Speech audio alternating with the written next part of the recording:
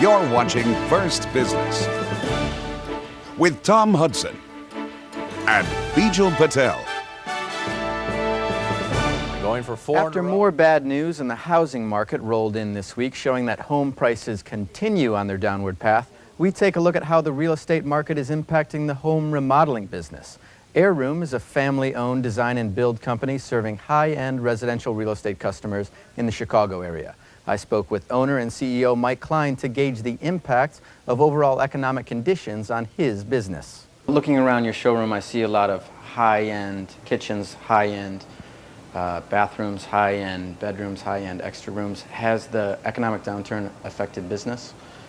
Yes, I mean, I would say that it certainly has made people a little bit more aware about what they're buying and maybe grabbing a little bit less of the bells and whistles. But I also think that the consumer is now starting to recognize that moving is less and less of an option, so they're spending a little bit more time focusing on their existing homes and how can they make their existing homes a place where they can stay for the next 5 to 10 years. So how have you been able to take the negative news in the housing market and make it a positive for your business? Well, I think that the consumer is recognizing that moving today is not a great option. Paul Shaheen is an Airoom customer that came to that conclusion.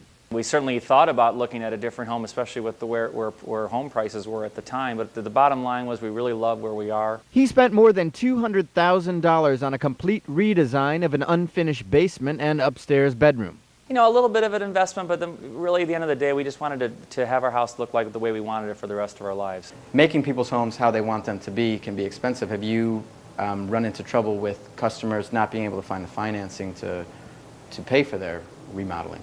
You know, Airoom has always focused on having an availability of money for our consumers. So if we have consumers with reasonably good to good credit, we have always had great relationships with banking institutions and lending institutions through our mortgage arm, Lamb Financial. So we have been successful in keeping great financing programs available for our consumers. Still, Klein acknowledges that his customers are cutting back. People will spend a little bit less on different finishes, and they won't necessarily have, you know, 3 or 4 of something. Maybe they'll have 2 of something. But I think it doesn't necessarily mean that the consumer wants less for themselves. I think they just want to make better decisions. So how have those cutbacks on finishes and the longer decision-making process, how has that affected your business? Have you had to make layoffs or cutbacks yourself? We have gotten more efficient as well.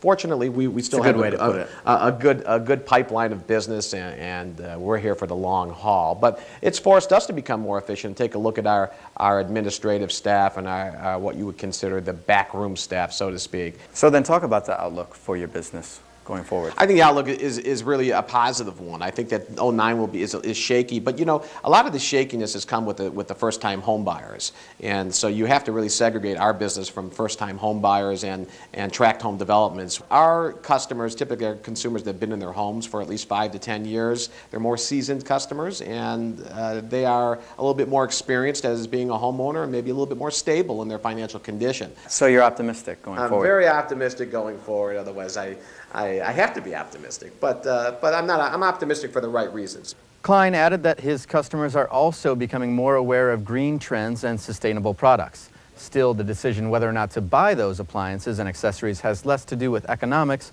and more to do with personal priorities.